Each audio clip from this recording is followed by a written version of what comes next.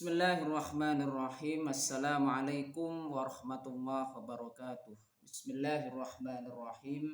Bersyukur kepada Allah dengan mengucapkan Alhamdulillahirabbil alamin. Bersalawat kepada Rasulullah dengan mengucapkan Allahumma sholli ala sayyidina Muhammad wa ala ali sayyidina Muhammad.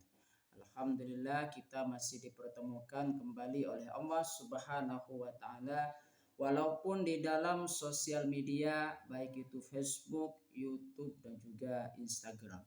Alhamdulillah sepantasnya kita syukuri bersama karena itu merupakan nikmat yang luar biasa yang diberikan oleh Allah Subhanahu wa taala kepada kita, maka sepantasnya kita mengucapkan alhamdulillahirabbil alamin. Pada kesempatan kali ini topik yang akan saya bahas tentang hari raya Idul Adha. Namun terlebih dahulu saya ingin membahas atau menjelaskan tentang sejarah Idul Adha tersebut seperti apa. Ini saya akan membacakan terlebih dahulu. Asal usul atau sejarah Idul Adha tidak dapat dipisahkan dengan kisah teladan dari Nabi Ibrahim, di mana ketika Nabi Ibrahim itu diperintahkan oleh Allah Subhanahu wa taala untuk membawa dan meninggalkan istri dan putranya di sebuah tempat yang kering dan juga tandus dan terletak jauh dari tempat tinggalnya. Jadi ketika itu Nabi Ibrahim itu meninggalkan istrinya dan juga anaknya itu di tempat yang tandus dan juga kering tersebut. Ya. Bahkan lembah tersebut sama sekali tidak ditumbuhi oleh pepohonan, sangat sepi, tidak ada penghuninya seorang pun. Ya.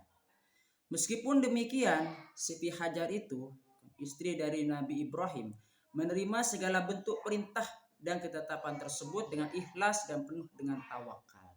Jadi meskipun itu sudah diuji oleh Allah Subhanahu wa taala, maka mereka menerima ketetapan dari Allah Subhanahu wa taala dengan ikhlas dan juga tawakal. Sebagaimana firman Allah Subhanahu wa taala dalam surah Ibrahim ayat 37, A'udzu billahi minasyaitonir rajim. Bismillahirrahmanirrahim.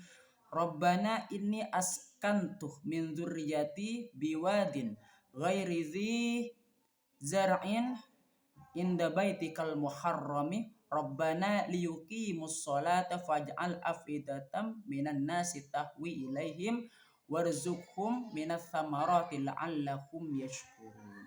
Ya Tuhan kami, sesungguhnya aku telah menempatkan sebagian keturunanku di suatu lembah yang tidak mempunyai tanam-tanaman di dekat rumahmu Baitullah yang dimuliakan. Ya Tuhan kami, sediakan itu sedemikian itu agar mereka mendirikan sholat. Maka jadikanlah hati sebagai manusia cenderung kepada mereka, dan berilah mereka rezeki dari buah-buahan. Mudah-mudahan mereka bersyukur. Ini surat Ibrahim ayat 37. Jadi pada saat itu Nabi Ibrahim itu menempatkan istri dan juga putranya itu di sebuah tempat yang sangat tandus dan juga kering. Di situ sebelumnya itu tidak ada yang namanya pepohonan sama sekali.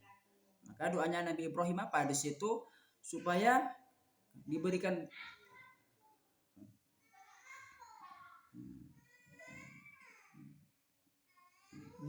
mereka rezeki oleh Allah Subhanahu wa taala tersebut. Berupa apa di situ? Dari buah-buahan. Ya.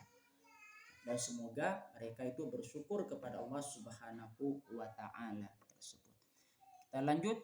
Sebagaimana telah diriwayatkan oleh Ibnu Abbas ketika Nabi Ismail kehausan dan terus menangis melihat kondisi Nabi Ismail yang menangis tersebut karena kehausan, membuat Siti Hajar berlari kecil dari Bukit Sofa ke Bukit Marwah sebanyak 7 kali, atau itu disebut juga dengan sa'i, untuk menemukan air. Namun usaha yang dilakukan oleh Siti Hajar tidak berhasil. Lantas Allah Subhanahu wa taala mengutus malaikat Jibril untuk membuatkan mata air tersebut. Jadi ketika Nabi Ismail itu menangis, ya, menangis karena kehausan, maka Siti Hajar ketika itu apa? Berlari kecil ya. Di antara apa? Dari Bukit Sofa ke Bukit Marwah. Sebanyak 7 kali. Dan itu yang disebut juga dengan sa'i. Ya. Ya. Lantas Allah Subhanahu wa taala mengutus malaikat Jibril di situ untuk membuatkan mata air. Tak berserang lama muncullah mata air dari hentakan kaki Nabi Ismail dan berkatalah Siti Hajar itu Zam-Zam. Nah, itu cerita dari mata air Zam-Zam seperti itu ya. Jadi itu dari hentakan kaki Nabi Ismail muncullah mata air tersebut. Mata air ini telah berhasil merubah daerah yang gersang dan juga tandus menjadi daerah yang memiliki persediaan air yang melimpah. Dengan adanya Zam-Zam tersebut, maka di situ dahulu yang itu tandus dan juga kering menjadi daerah yang subur ya, memiliki persediaan air yang melimpah. Hingga saat ini wilayah tersebut masih menjadi pusat dari perkembangan daerah-daerah sekitarnya dan dikenal dengan kota Mekah tersebut. Atas ketaatannya tersebut, Nabi Ibrahim diberikan gelar Al-Khalil oleh Allah Subhanahu wa taala. Namun para malaikat bertanya kepada Allah, "Ya Tuhanku, mengapa engkau menjadikan Ibrahim sebagai kekasihmu? Padahal ia disibukkan dengan urusan kekayaan dan keluarganya." Maka Allah Subhanahu wa taala berfirman, "Jangan menilai hambaku Ibrahim dengan ukuran lahiriah. Tengoklah isi hatinya dan amal baktinya." Jadi seseorang itu karena jangan melihat dari lahiriah saja. Nah, yang perlu kita lihat apa di situ isi hatinya dan juga amal baktinya kepada Allah Subhanahu wa taala tersebut. Allah Subhanahu wa taala mengajarkan kepada kita jangan pernah menilai seseorang dari lahiriah saja. Tengoklah isi hatinya dan juga baktinya kepada Allah Subhanahu wa taala. Tengoklah ketakwaannya kepada Allah Subhanahu wa taala.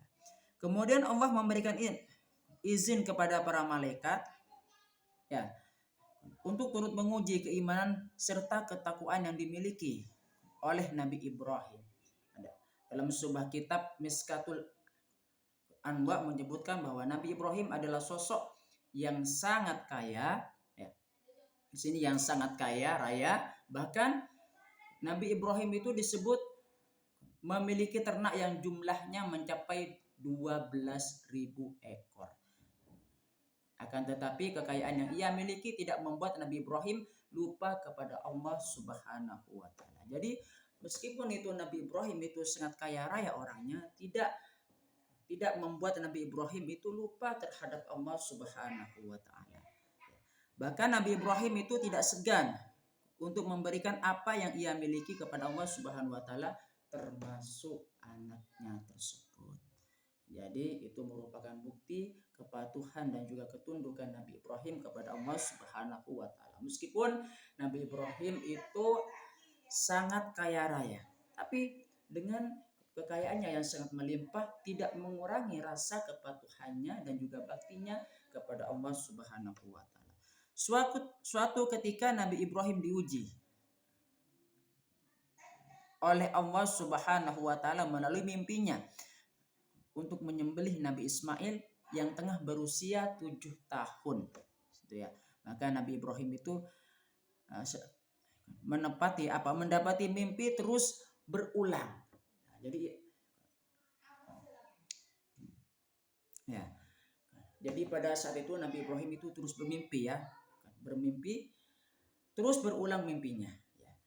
Maka Nabi Ibrahim itu yakin bahwa mimpi tersebut itu datang dari Allah Subhanahu wa taala. Kenapa bisa demikian? Karena mimpi tersebut datang terus-menerus secara berulang-ulang. Nabi Ibrahim pun bergegas untuk menyampaikan kepada Nabi Ismail sebagaimana firman Allah Subhanahu wa taala, yaitu yang ada di dalam Al-Qur'an surah As-Saffat ayat 102. A'udzu billahi minasyaitonir rajim. Bismillahirrahmanirrahim. Qala ya bunayya inni ara fil manami anni azbahuka fanzur madza tara. Qala ya abati fa'al ma tu'maru satajiduni insyaallahu minas sabirin. Ibrahim berkata, "Wahai anakku, sesungguhnya aku melihat dalam mimpi bahwa aku menyembelihmu. Maka pikirkanlah apa pendapatmu."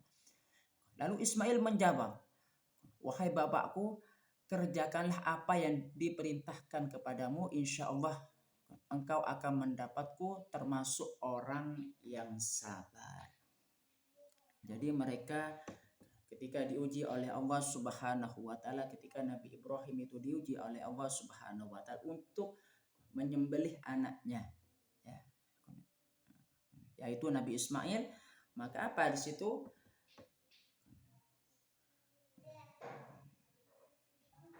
Kemudian Nabi Ismail berkata kepada Nabi Ibrahim, "Kerjakanlah apa yang diperintahkan oleh Allah Subhanahu wa taala. Insya Allah engkau akan mendapatiku termasuk orang yang sabar."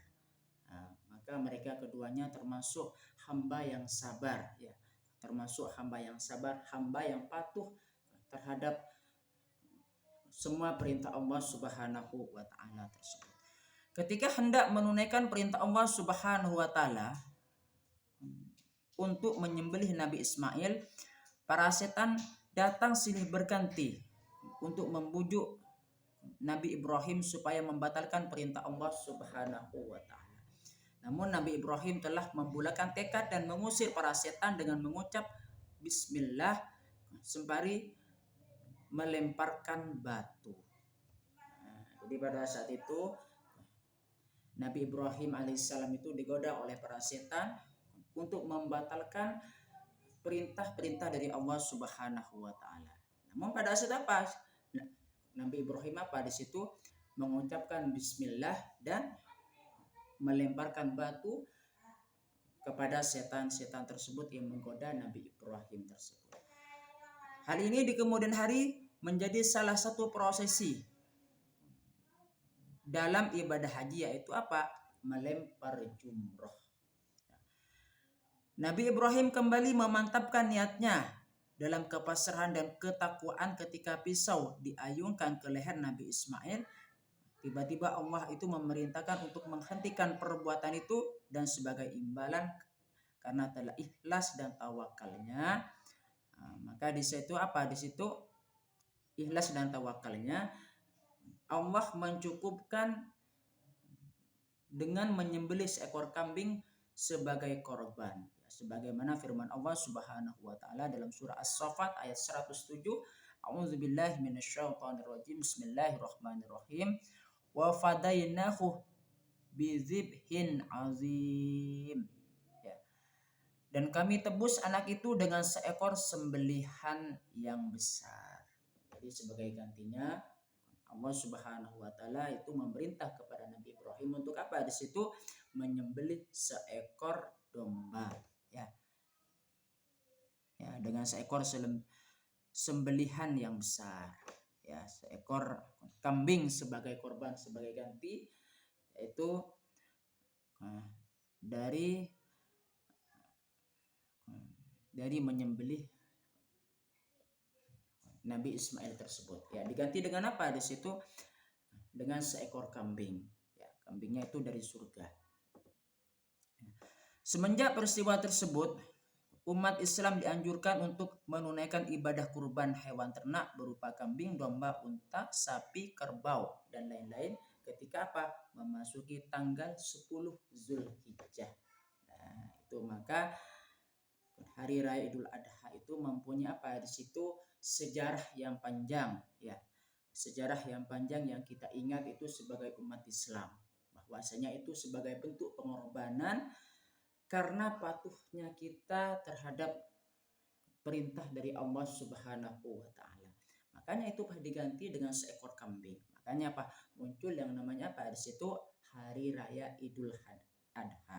Makanya apa dianjurkan untuk apa? Di situ menyembelih hewan ternak ya, seperti berupa kambing dan juga domba dan juga unta dan juga sapi, kerbau dan juga lain-lain. Itu adalah perintah dari Allah Subhanahu wa taala. Namun di sini kelanjutannya makna atau hikmah dari hari raya Idul Adha tersebut.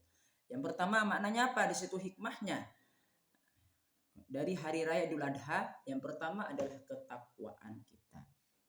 Kita melaksanakan hari raya Idul Adha itu sebagai bentuk ketakwaan kita kepada Allah Subhanahu wa taala. Karena mengapa di situ? Karena kita sudah menjalankan perintah Allah Subhanahu wa taala. Takwa adalah sikap yang dilakukan dengan menjalankan perintah dan menjauhi segala bentuk larangan dari Allah Subhanahu wa taala. Makanya di situ dengan kita melaksanakan hari raya Idul Adha di situ, maka itu sebagai bentuk ketakwaan kita kepada Allah Subhanahu wa taala. Kita sudah menjalankan perintah dari Allah Subhanahu wa taala dan juga pada situ kita sudah menjauhi dari larangan Allah Subhanahu wa taala. Dalam hal ini Nabi Ibrahim memiliki tingkat ketakwaan yang sangat tinggi, dibuktikan dengan sikapnya melaksanakan perintah Allah untuk menyembelih putranya melalui ketakwaannya yang telah ditunjukkan oleh Nabi Ibrahim tersebut. Apa di situ kemudian Allah menggantikan Nabi Ismail dengan seekor domba. Nah, itu merupakan bentuk dari ketakwaan Nabi Ibrahim kepada Allah Subhanahu wa taala. Itu merupakan bentuk juga dari ketakwaan Nabi Ismail kepada Allah Subhanahu wa taala. Sehingga itu apa? Diganti dengan seekor domba tersebut. Maka kita kalau misalkan sudah sampai kepada hari raya Idul Adha, maka itu kita kerjakan ya kerjakan apa di situ melaksanakan hari raya Idul Adha tersebut. Nah, dengan apa di situ? Dengan menyembelih hewan ternak seperti domba, seperti kambing, kerbau, unta dan juga sapi dan juga lain-lain. Kenapa bisa demikian? Itu merupakan bentuk ketakwaan kita kepada Allah Subhanahu wa taala. Hikmah hari raya Idul Adha yang kedua, hubungan antar manusia. Ajaran dalam agama Islam itu mengandung dua aspek, yakni hubungan dengan Allah dan juga hubungan dengan sesama manusia. Dengan adanya hari raya Idul Adha tersebut apa di situ mengajarkan kepada kita yaitu apa? Hubungan dengan Allah dan juga hubungan dengan sesama manusia. Hubungan dengan Allah apa di situ? Dengan kita menjalankan perintah Allah Subhanahu wa taala untuk menyembelih hewan ternak atau hewan kurban. Sedangkan hubungan dengan sesama manusia pada situ kalau sudah disembelih maka dibagikan kepada yang membutuhkan, dibagikan kepada yang hak untuk menerima hewan kurban tersebut. Melalui lebaran haji ini, apabila dilihat dari aspek hubungan antar manusia, maka terlihat bagaimana ibadah ini sebagai bentuk kepedulian dan solidaritas sosial terhadap sesama manusia. Makanya dengan adanya hewan kurban tersebut yang kita sembelih, lalu kita apa di situ bagikan kepada yang berhak menerima kurban tersebut. Berupa perilaku tolong menolong dengan berbagi kebaikan melalui ibadah kurban tersebut. Itu ya, hubungan antar manusia. Jadi hikmah yang kedua dari adanya hari raya Idul Adha yaitu dengan apa di situ hubungan antar manusia. Hikmah yang ketiga hari raya Idul Adha apa itu? Peningkatan kualitas diri. Di sini apa di sini? Melalui ibadah lebaran haji diharapkan umat Islam untuk dapat melakukan peningkatan terhadap rasa empati, kesadaran diri, pengendalian dan pengelolaan diri yang merupakan bentuk cikal bakal akhlak terpuji bagi seorang muslim. Dengan adanya hari raya Idul Adha tersebut apa di situ? Bisa meningkatkan kualitas diri kita. Ini salah satu contohnya, misalkan di sini kualitas diri adalah meningkatkan rasa empati terhadap orang lain, ya. Rasa empati terhadap orang lain itu harus kita tingkatkan dengan adanya apa? Di situ melaksanakan yang namanya hari raya Idul Adha tersebut. Kita bisa apa di situ membagikan yang namanya kurban ya, sembelihan hewan kurban terhadap yang membutuhkan. Terus apa di situ saling memaafkan di antara satu dengan yang lainnya. Maka dengan adanya hari raya Idul Adha bisa menimbulkan rasa empati dan juga rasa persaudaraan terhadap orang lain. Dan juga kesadaran diri bahwasanya dengan kita menjalankan yang namanya hari raya Idul Adha tersebut, kita meningkatkan kesadaran diri kita untuk senantiasa apa di situ meningkatkan ketakwaan kita kepada Allah Subhanahu wa taala. Dan juga apa di situ pengendalian dan pengelolaan diri yang merupakan bentuk cikal bakal akhlak terpuji bagi seorang muslim. Jikalau kita sudah melaksanakan yang namanya hari raya Idul Adha, sudah menjalin yang namanya hubungan antar sesama manusia, saling memaafkan apa di situ merupakan cikal bakal kita memiliki akhlak yang baik terhadap sesama muslim. Ya, baik hubungan kita dengan Allah dan juga hubungan kita dengan sesama manusia. Makanya kita harus menjaga akhlak yang baik.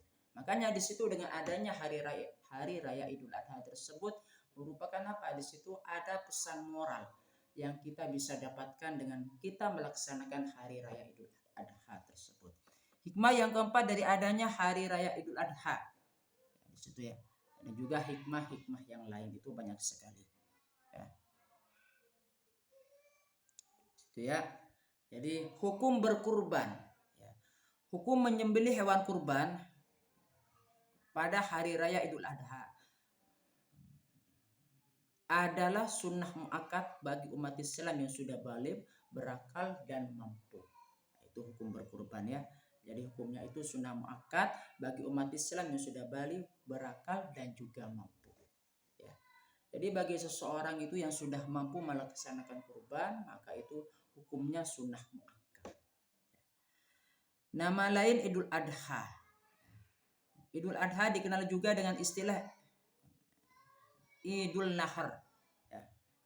Artinya hari raya penyembelihan. Nah, jadi nama lain dari Idul Adha itu apa di situ? Idul Nahar. Apa sih itu? Hari raya penyembelihan artinya. Hal tersebut bertujuan untuk apa? Memperingati ujian paling berat yang telah menimpa Nabi Ibrahim. Ya. Melalui kesabaran dan ketabahan yang telah Nabi Ibrahim tunjukkan, Allah memberikan sebuah anugerah kepadanya dengan kehormatan sebagai kekasih Allah atau Khalilullah. Jadi karena Nabi Ibrahim itu sudah taat dan juga orangnya sudah sabar, menjadi hamba yang taat, menjadi hamba yang sabar dan diuji oleh Allah Subhanahu wa taala, makanya apa? Nabi Ibrahim itu diberi apa? Gelar sebagai Khalilullah, yaitu kekasih Allah. Itu ya. Jadi di sini kesimpulannya banyak sekali yang kita bisa dapat dengan kita merayakan hari raya Idul Adha tersebut. Baik hikmah yang kita bisa dapat dari lahir dan juga hikmah yang kita bisa dapat dari batiniah kita. Kita bisa juga meningkatkan keimanan dan juga ketakwaan kita dengan kita melaksanakan hari raya Idul Adha tersebut. Terima kasih, semoga bermanfaat buat kita semua. Amin ya rabbal alamin. Sebelum saya tutup, kita ngirim Fatihah dulu kepada baginda Rasulullah sallallahu alaihi wasallam, ila hadratin Nabiul Mustafa Muhammadin sallallahu alaihi wasallam wa ala alihi wa ashabihi wa azwajihi wa dzurriyyatihi wa ali baitihi wa liman dakhala fi baiti ajma'in. Kullu syai'in lillahi lahumul Fatihah. A'udzu billahi minasyaitonir rajim. Bismillahirrahmanirrahim. Alhamdulillahirabbil alamin. Arrahmanir rahim. Maliki yaumiddin. Iyyaka na'budu wa iyyaka nasta'in. Ihdinas siratal mustaqim. Suratul ladzina an'amta 'alaihim ghairil maghdubi 'alaihim waladdallin. Fatihah yang kedua kita ngirim Fatihah kepada guru-guru kita baik yang masih hidup ataupun yang sudah meninggal. Al-Fatihah. A'udzubillahi minasyaitonir rajim. Bismillahirrahmanirrahim. Alhamdulillahirabbil alamin arrahmanir rahim. Maliki yaumiddin. Iyyaka na'budu wa iyyaka nasta'in. Ihdinas siratal mustaqim. Siratal ladzina an'amta 'alaihim ghairil maghdubi 'alaihim waladdallin. Fatihah yang selanjutnya kita kirim Fatihah kepada kedua orang tua kita baik yang masih hidup ataupun yang sudah meninggal. Al-Fatihah. A'udzubillahi minasyaitonirrajim. Bismillahirrahmanirrahim. Alhamdulillahirabbil alamin arrahmanir rahim maliki yaumiddin. Iyyaka na'budu wa iyyaka nasta'in ihdinas siratal mustaqim siratal ladzina an'amta 'alaihim ghairil maghdubi 'alaihim waladdallin. Fatihah yang selanjutnya kita ngirim Fatihah kepada kaum muslimin muslimat mukminin mukminat. Al-Fatihah. A'udzubillahi minasyaitonirrajim. Bismillahirrahmanirrahim. Alhamdulillahirabbil alamin arrahmanir rahim maliki yaumiddin. Iyyaka na'budu wa iyyaka nasta'in ihdinas siratal mustaqim siratal ladzina an'amta 'alaihim ghairil maghdubi 'alaihim waladdallin. Fatihah yang selanjutnya semoga dikabulkan hajat-hajat kita oleh Allah Subhanahu wa taala dan diteguhkan iman dan juga Islam kita. Amin ya rabbal alamin. Al-Fatihah. A'udzubillahi minasyaitonirrajim. Bismillahirrahmanirrahim.